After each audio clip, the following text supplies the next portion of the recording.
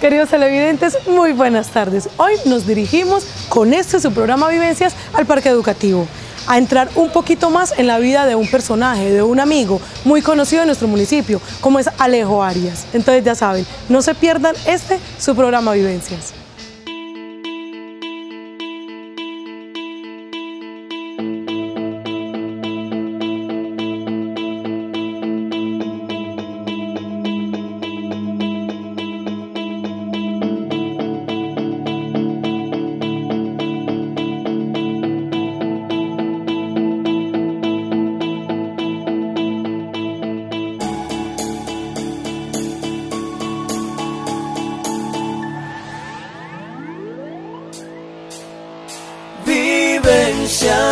Ven y cuéntanos tu historia, es compartir y aprender. Vivencias, el programa que quiere la gente como tú. La mamá de ella iba con nosotros mucho al show y ella llevaba la orquesta y hacía gauchos y hacía jaleas. Entonces una vez estaba repartiendo las jaleas y la fila no se le acababa. Y le dice Luz a mi papá, es que Tulio, no se me acaba la fila, y le dice mi papá, Luz, se le están doblando, como todos se parecen. Y es que para que no se le doblen a cada negrito, dele con la jalea en la cara y se acabó la fila. Bueno, para mí Alejo Arias es una persona muy especial, porque cuando uno se sienta a conversar con Alejandro, pues comparte muchas experiencias que son de la vida, y también al ser Alejo pues amante de la literatura, también uno comparte pues muchas experiencias de lectura que ha tenido y muchas vivencias a través de la literatura. Alejo es una persona que es irreverente, pero es respetuosa, es iconoclasta, es poco convencionalista. Es difícil, digamos, adjetivar o como tratar de encasillar a una persona, pero Alejo es un ser muy inquieto por lo que es ese apasionamiento por la literatura y por pensar que, quizás como decía Mallarmé, que al mundo se llega a través de un libro. Entonces, para mí, cuando conocí a Alejo, fue algo muy especial, porque yo lo conocí a través de otra compañera, de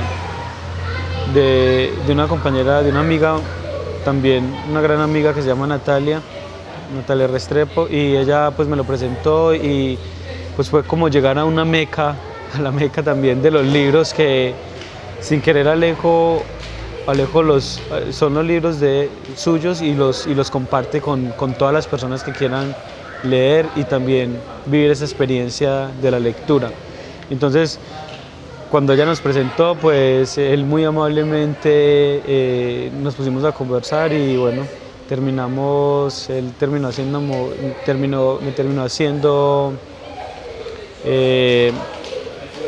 me prestó algunos libros, e inclusive me ha llegado a regalar libros, y es algo muy bonito, porque pues yo también soy apasionado pues por la literatura. Entonces quería tener una colección de libros que él tuvo, y que a mis manos fueron llegando de una manera también muy casual y por vía de Alejandro. Hace una labor social que para muchos quizás es intrascendente, pero que en cierto modo marca un hito en la vida de las personas, porque aparte de ser una persona ampliamente culta y una persona muy reticente, muy educada, también pues lo que hace es muy bello, porque lo hace de una manera abnegada, de una manera que no es, digamos, con ánimo de lucro, pues sacar los libros y compartir la experiencia del libro, de un mundo mágico a través de la palabra creada, es una oportunidad que él quiere compartirnos, y que nos ha compartido ya durante mucho tiempo, y que me parece algo muy, digamos, muy quijotesco, ¿cierto? porque digamos es una labor que pocas personas harían de manera desinteresada, y porque digamos un libro en cierto momento te puede sacar de una situación difícil que estés pasando, porque uno puede identificarse con algún personaje o vivir o ver que uno no es digamos el centro de la historia del mundo, porque lo más valioso que uno aprende a ver en los libros es que, digamos, la vida no gira en torno a uno, sino que hay otras historias que también están paralelas con la de uno, y que la vida es también eso, aprender a ver que no somos el centro del mundo, y aprender a ver que existe el otro, y que el otro es en cuanto nosotros le damos valor a su existencia. Alejandro, buenas tardes. Muchas gracias por aceptar la invitación de su programa Vivencias. Muy buenas tardes, muchas gracias por la invitación. Bueno, Alejandro, vamos a hablar más que todo de quién es Alejandro. Bueno, yo soy Alejandro Arias, mi papá se llamaba Tulio Arias, mi mamá Teresita Puerta. Nací en el Verdún, o mejor dicho, en el Hospital La Merced, que quedaba donde queda hoy Villa Sinfonía. Tuve una niñez muy bacana en el Verdún, era una calle cerrada donde disfrutábamos mucho de todos los juegos que eran casi que inventados por nosotros, cuando eso no había televisión. Casi todo el deporte era por radio, entonces yo me acuerdo que disfrutábamos mucho alrededor de mi papá y de todos a la hora del almuerzo, oyendo la Vuelta a Colombia. Los partidos de fútbol también se oían, era por radio. Digo que era una época muy buena porque casi que nos teníamos que nosotros que inventar los juegos. Nosotros jugábamos chucha, hacíamos una Vuelta a Colombia con tapitas, hacíamos reinados en las mismas callecitas y los barriecitos aledaños que eran el Pasaje Ledesma, el Manzanillo, y toda esa calle Primera. Hacíamos reinaditos con tapitas, eligiendo a la muchachita más bonita del vecindario, o muchas veces hasta la más no necesitaba que si fuera bonita, y no como la más buena persona, como la más bonita persona. Y también... Alejo, cuéntenos un poquito de esa parte de escuela. La escuela, yo me acuerdo que a nosotros, yo estudié en la Marco Fidel Suárez, la educación era un poquito estricta. Yo le achaco porque a mí todas las materias me gustaban y creo que el saber es muy indispensable, pero me anulé un poquito en matemáticas porque cuando yo estaba en segundito de escuela tuve un profesor como muy tirano, porque nos daba mucho con una regla en la mano. Entonces yo me acuerdo que una vez nos mandó para Semana Santa, yo estaba en segundito de escuela, y uno en segundito de escuela todavía es un niño, claro. Entonces nos teníamos que aprender las tablas, y entonces él nos advirtió que depende de lo que nos equivocáramos, nos daba los reglazos de la equivocación, y yo me equivoqué 9 por 9. Y entonces yo me acuerdo que yo iba del profesor y le decía que le iba a abonar 10 reglazos, y le abonaba y me daba muy duro. Ay, yo no le puedo creer. Eran unos abonitos que yo le hacía, se llamaba, hasta me acuerdo de los dos apellidos, se llamaba Héctor Mosquera Garrido.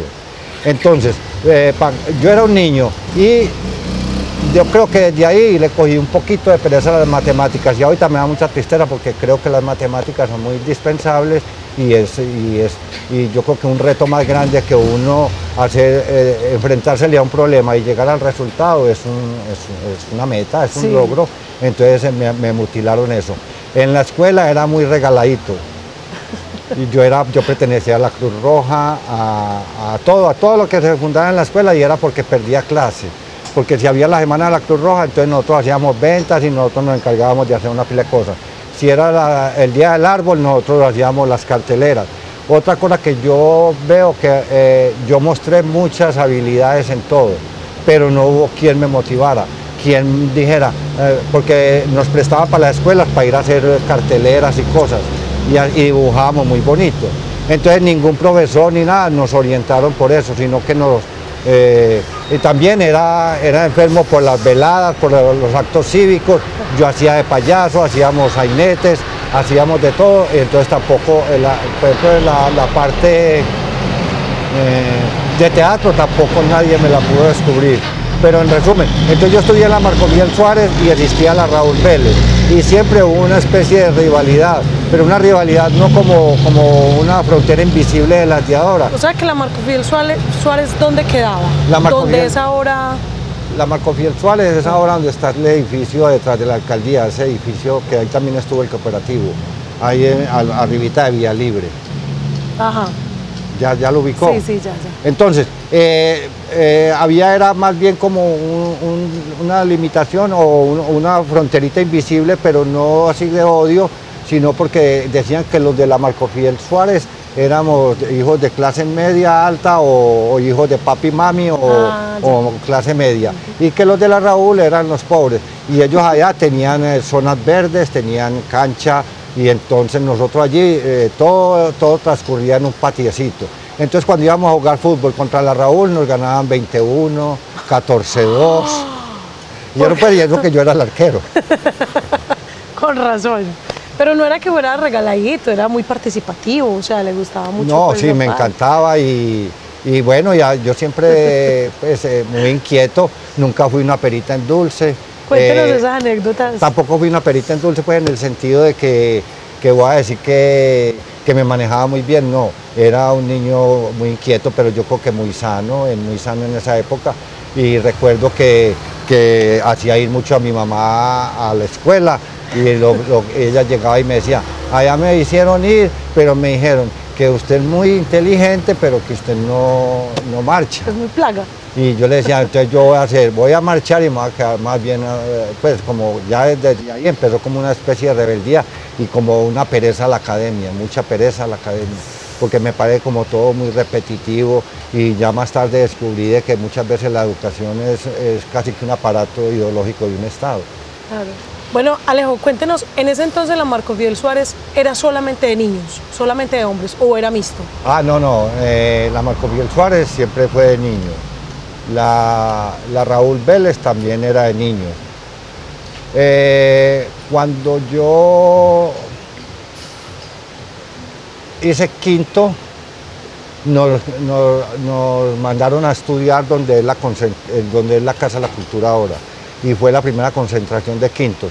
Ahí sí fue donde ya empezaron a juntar a los niños con las niñas. Fue una experiencia muy buena, pasamos muy bueno, me recuerdo que teníamos muy buenos profesores. Yo ya venía de repetir el quinto de escuela, porque casi siempre primero no se hacían talleres de recuperación, sino que en enero había que habilitar. Entonces, yo siempre tuve unas personas que me quisieron mucho y tuvieron fincas en Farallón.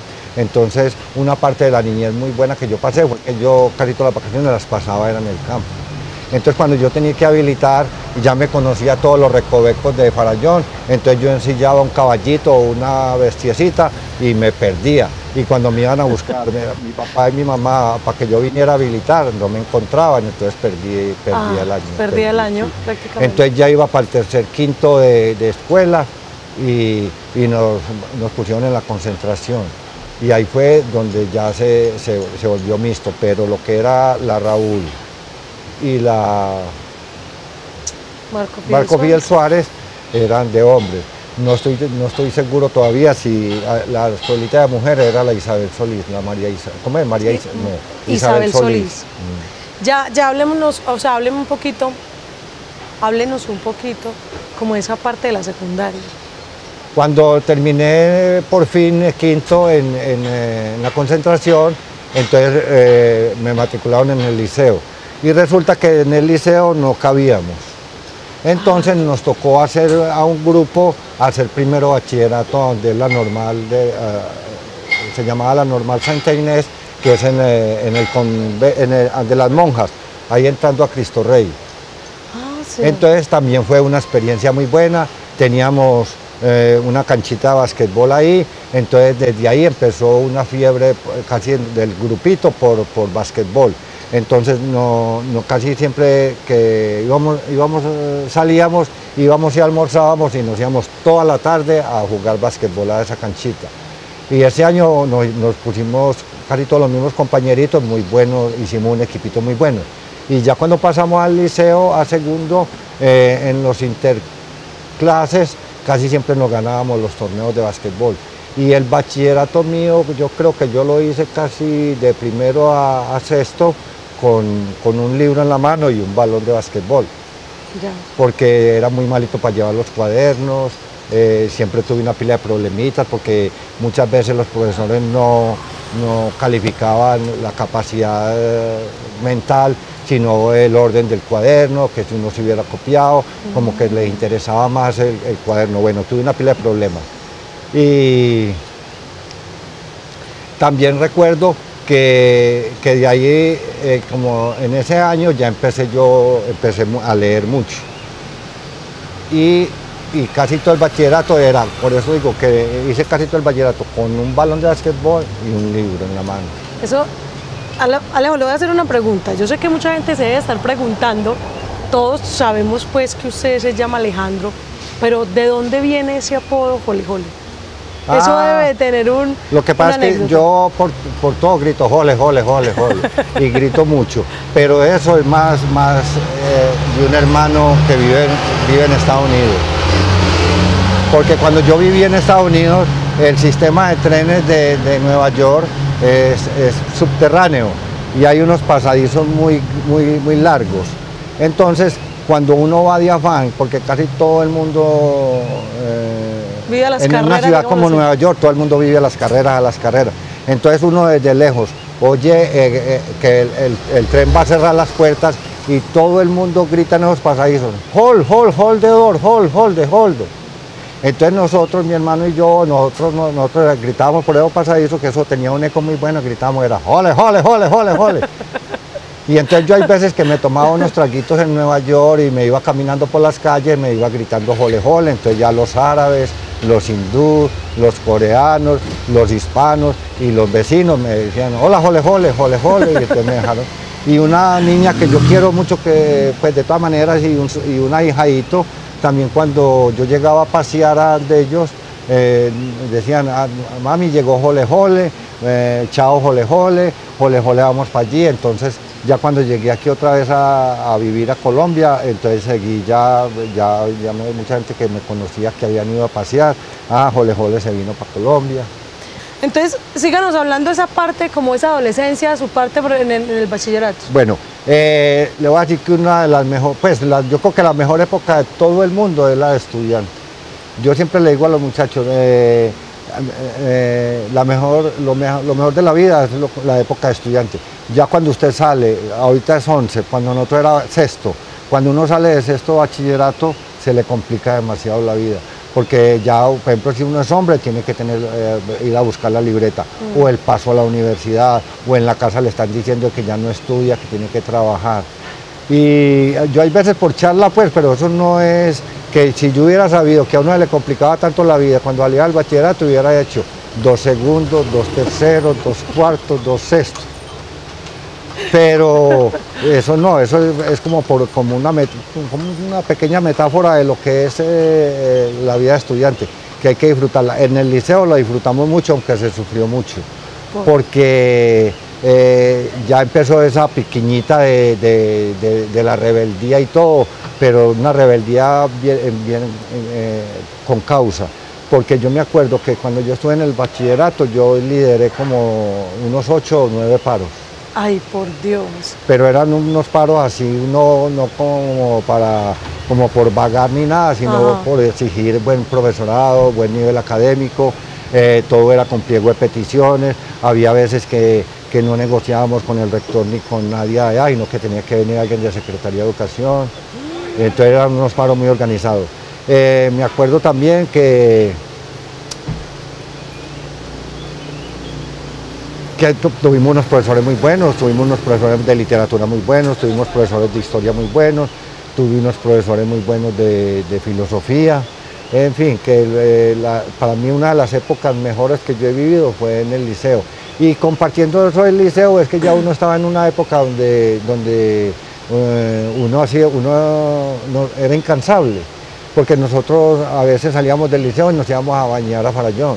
Veníamos de Farallón y después jugábamos un partidito, jugábamos en la plaza, jugábamos en toda parte. También fue una época donde descubrimos mucho el Chocó. Ah, sí. Desde muy pelados nosotros empezamos a ir a Tutunendo, varios amigos. Llevábamos mercadito de la casa, le poníamos la mano a los camioneros, ellos nos llevaban, colgábamos hamacas y nos quedábamos 8 días tirando baño. Mi papá nos daba mucho permiso porque mi papá decía que ya nosotros sabíamos nadar, pero mi mamá era muy nerviosa. Entonces yo agradezco eso porque para mí el Chocó es un paraíso. De ahí ya empezamos a ir, pues, no de Tutunendo, sino a ir a San Francisco de Ichó y conocí muchas partecitas del Chocó. Alejo, y menciónenos como uno de esos tantos compañeros con los cuales usted pasó toda esa parte de la adolescencia, con los que se iba para Quito. Con los que me iba para el Chocó era, por ejemplo, Carlos Fernando Márquez, Jaime Rincón, iba mucho con un muchacho que llamábamos La Garza, otro Marino Vélez, en fin, casi siempre íbamos los mismos y éramos muy buenos nadadores y entonces disfrutábamos mucho cuando no había ni minería, ni guerrilla, ni nada, eso era, uno allá andaba sin miedo y de verdad que es uno de los departamentos más lindos que hay.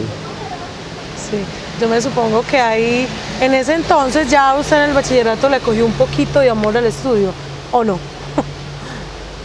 Yo de todas maneras, para mí estudiar no tiene que ser de una forma académica. Yo les decía ahora de que me volví muy antiacadémico porque yo decía que uno debe aprender es como para enriquecer el intelecto y no para tener un diploma. Entonces, yo empecé a leer, el primer librito que yo me leí, tenía yo como 12 añitos yo creo, se llamaba De la Tierra a la Luna, que es de Julio Verne. Entonces yo le cogí mucho cariño a la lectura y de paso les digo que cuando uno se lee el primer libro, la vida no vuelve a ser igual. Porque eso también le quería preguntar, aunque le interrumpo, ese amor por la lectura. Eso viene también, yo creo que eso tiene que ver mucho con el entorno. Yo me acuerdo que a mi mamá le gustaba leer y mi mamá era una personita que le gustaba mucho compartir. Era muy habilidosa con las manos, era como muy buena, escribía muy bonito, era como muy buena dibujante y todo lo que vaya ligado con el arte tiene que ir ligado también con la literatura. En mi casa se oía muy buena música gracias a mi papá, que era una persona que yo me quedo aterrado de que para mí es una de las personas más inteligentes que yo he conocido, pese a que no estudió y no hasta tercero de escuela. Sí. Y para mí era una persona demasiado inteligente y no era muy buen lector de libros, pero era lector de toda la prensa, entonces era una persona que me mantenía muy bien informada.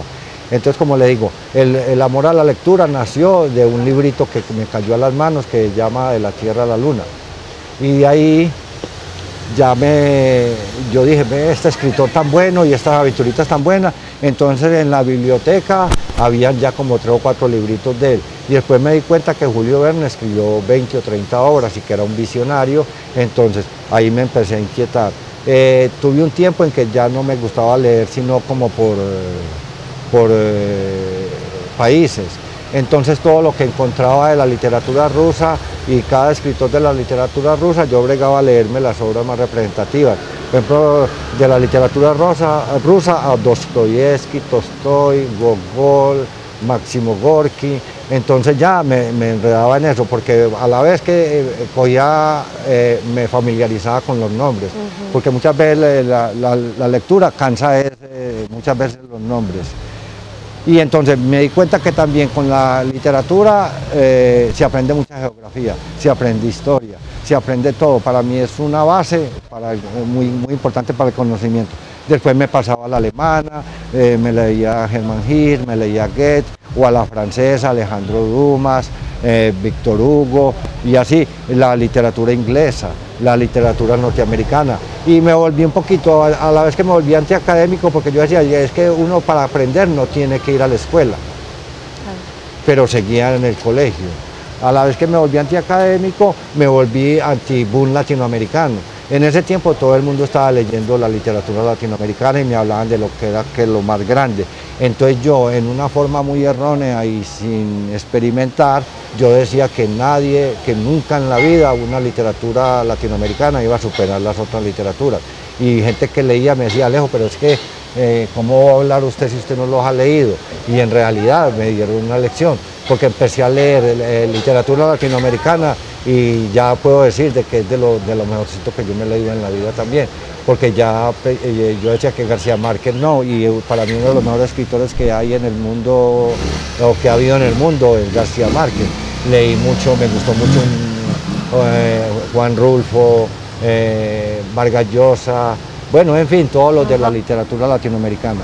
Bueno, Alejo, cuéntenos, después de que usted salió, ya se graduó del colegio, ¿qué se dedicó? O sea, ¿qué hizo de ahí para adelante? Bueno, yo de todas maneras, yo veía que hijo de una familia más o menos pobre, porque no me explico por qué, cómo llegamos a salir casi todos adelante, una familia de 8 hijos y mi papá chofer. Entonces yo le había dicho a mi papá que yo quería presentarme a la universidad y si pasaba iba a estudiar una carrera que no iba a dar plata y que yo tampoco iba por el título. Y él me dijo, hágale, Alejo, que lo más importante que uno le puede dejar a un hijo es la educación. Ahí bregamos a hacer el esfuerzo, entonces me presenté a la Antioquia y a la Autónoma. Quería pasar a la Antioquia, pero pasé a la Autónoma. Estudié sociología y cuando ya terminé los 8 semestres, yo recuerdo que me vine para Bolívar y nunca más volví a la universidad porque no quería recibir, yo había estudiado para no recibir el título y esta es la hora que yo no he recibido el título.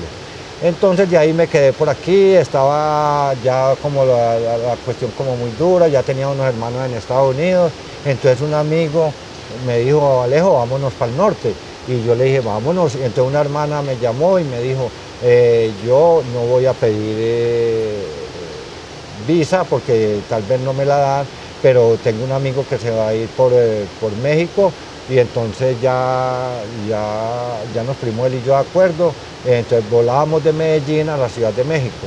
De la Ciudad de México teníamos que volar a Tijuana y de Tijuana ya íbamos a pasar por el monte. Fue una experiencia un poquito dura porque pese a que no me pasó nada pues grave ni nada, yo no la deseo a nadie. Cuéntenos como esa experiencia, ¿cuánto tiempo se llevaron pues para llegar a Estados Unidos o qué? Cuéntenos todo eso. Estamos muy estigmatizados y entonces cuando nosotros llegamos al aeropuerto de la Ciudad de México, ahí mismo a los colombianos nos separaron y yo me acuerdo que a mí me separaron del amigo en un cuarto y al otro en un cuarto y a mí me ponían una pistola en la cabeza diciéndome que yo llevaba droga en el estómago y que ya el compañero mío había cantado que sí. Yo les decía, yo no tengo droga ni él tampoco, y usted quiere que le demos un puño en el estómago, yo le decía, dele. Y era para quitarnos plata. Ahí tuvimos que dar como $600, que en esa época era un platal. De ahí nos fuimos para un hotel y en el hotel nos recogían y nos llevaban otra vez al aeropuerto y volábamos a Tijuana, que es al norte y en la frontera. Y está como a 3 horas en avión. Y de ahí hay que esperar para pasar por el monte, porque para pasar para Estados Unidos está por el agua, el desierto y el monte. Nosotros pasamos por el monte. Y entonces a uno se lo llevan los coyotes para un montecito y hay una línea imaginaria donde puede ser Estados Unidos de México y Estados Unidos de Norteamérica. Entonces cuando uno llega a la policía de México, uno se pasa un pedacito para es una línea imaginaria, entonces uno está aquí en México, se pasa para acá, ¿sí? Y entonces la policía aquí no puede hacer nada. Y aquí también lo mismo, se pasa para acá. Y cuando ya están las dos policías aquí, uno es una línea imaginaria, entonces no lo pueden tocar. Y recuerdo que lo pasan a uno por la noche y tiene uno un guía y nos llevaban por ahí a 12. Y uno va corriendo por el monte y son helicópteros por encima y uno no sabe a dónde va a poner el pie y eso uno le pega a las caídas más tenaces. En fin, que ya de madrugada logramos ver una ciudad muy grande y muy bonita allá como en el fondo, como si mirara uno de Cristo Rey allá abajo, y ya estábamos en Estados Unidos, y ahí lo llevan a uno por unos recovecos y lo dejan en una casa y ya después lo entregan a uno ya para la ciudad de Nueva York que vaya, de Estados Unidos que vaya. Yo iba en ese caso para Nueva York. ¿Y eso es entre mujeres y hombres? Sí, hay de todos y de todas las nacionalidades. Uno ve que está pasando de la India, de República Dominicana, de Ecuador. Eso es un negocio pasarlo a uno. ¿Y cuánto tiempo se demoran en esa cuando qué? A mí me fue bien y nos demoramos como una semana. Hay gente que se demora meses, hacen varios intentos. Bueno, la experiencia en Nueva York, inolvidable, toda la vida fui indocumentado, yo no podía venir a Colombia y yo tomé eso como un autoexilio porque yo no podía. Entonces la única forma de yo conseguir papeles, me tenía que casar, o sea, hacer la farsa. Hice la farsa, me casé con una muchacha puertorriqueña y cuando fuimos a inmigración, como que descubrieron que era falso y entonces perdí. Pero nunca en la vida yo en Nueva York me sentí perseguido, ni acosado, ni nada. Tuve muy poquitos patrones, pero todos muy buenos. Tuve una vida muy estable, le saqué mucho gusto a Nueva York, la quiero mucho. Estuvo mucho tiempo. Fueron 26 años. Por Dios, aún todavía recuerdo, me gusta mucho la nieve, me gusta mucho Nueva York. Entonces ya cuando había cumplido ya como 24 años me dio esas ganas como de regresar. Muchas veces a mí no me importa si tener como una buena estabilidad económica ni nada, porque yo dije si me voy a... No, yo lo que quería era una estabilidad más bien emocional, porque uno allá ve mucho cemento, hay mucha velocidad. En cambio, yo ya que tuve mi niñez y mi juventud aquí, sabía que la vida aquí es más lenta, hay más verde, mejor aire y paso muy bueno aquí. Jole. Alejo, como usted sabe que el tiempo en televisión es oro, cuéntenos un poquito qué está haciendo ahora en la actualidad. En este momento estoy haciendo lo que he hecho siempre desde que me conozco, que es como promocionar y motivar la lectura.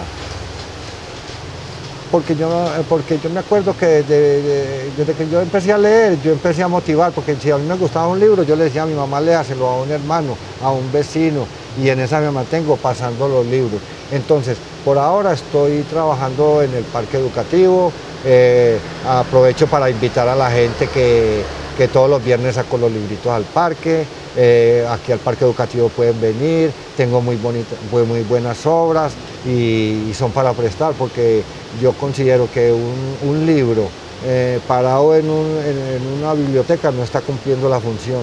La función del libro es ser leído, ser abierto.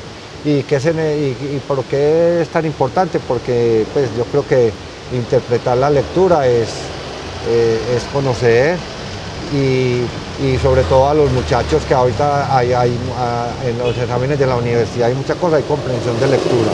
Y para comprender la lectura hay que saber mucho vocabulario y aquí se aprende de todo, y se aprende historia, se aprende geografía, en fin. Entonces trabajo en el parque educativo. Esa es una de las cosas y de hecho yo sé que mucha gente en nuestro municipio conoce a Alejo, el del parque educativo, porque tengo entendido que aquí vienen varios niños a que usted les ayude, lo que acabo de decir pues en esa parte de comprensión lectora, entonces mucha gente debe ir muy agradecida con usted. Y de todas maneras, yo cuando voy a los colegios es lo mismo que les digo, obligar a animar a la gente a que lea. Y como me decían a Alejo en el parque educativo, otras veces por ejemplo uno ve a niños o peladitos que le dicen a la mamá o al papá o al tío, es que vea, papi, ese es el señor que lee, ese es el señor de los libros. Entonces para mí yo creo que es el mejor grado, Si yo no quería grado de bachiller, ni quería grado de universidad ni nada, el mejor grado es que me relacionen con la lectura. Y yo me acuerdo que yo casi todo lo que hago es en base a una frase de un escritor cubano, era poeta y ensayista y fuera de eso lo llamaban el apóstol, y fue un libertador de Cuba, del régimen español, que se llamaba, ya dije, José Martí. Entonces él decía, el que sabe lo que sabe y lo da, lo gana. El que sabe lo que sabe y se lo guarda, lo pierde. Entonces por eso, lo poquito que uno sepa, muy bueno regalarlo y darlo.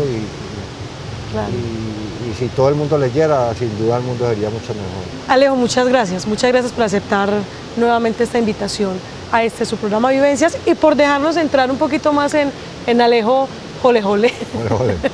No, de todas maneras, muchas gracias a ustedes y yo creo que uno puede hablar más, lo que pasa es que uno a veces siente un poquito, siente temor por la cámara, por el micrófono y en otra oportunidad si podemos hacer otra cosita mejor, pues hay muchas cositas de qué hablar y cositas buenas y anécdotas.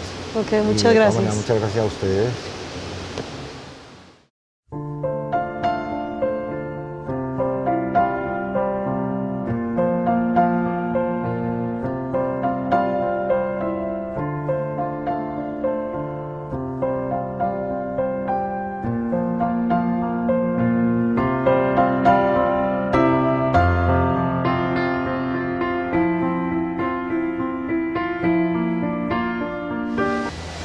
Bueno, queridos televidentes, hemos llegado al final de una emisión más de su programa Vivencias, un espacio de nuestro Canal 4 Apacible Televisión. Hoy, como todos los lunes, tuvimos un invitado muy especial, Alejandro Arias, más conocido como Jole Jole.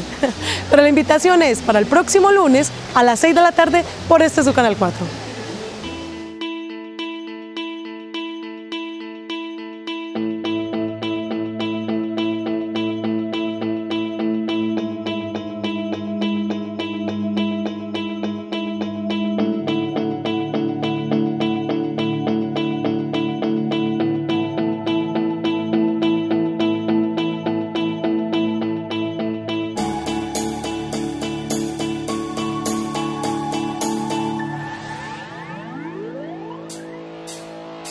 Vivencias, ven y cuéntanos tu historia, es compartir y aprender. Vivencias, el programa que quiere la gente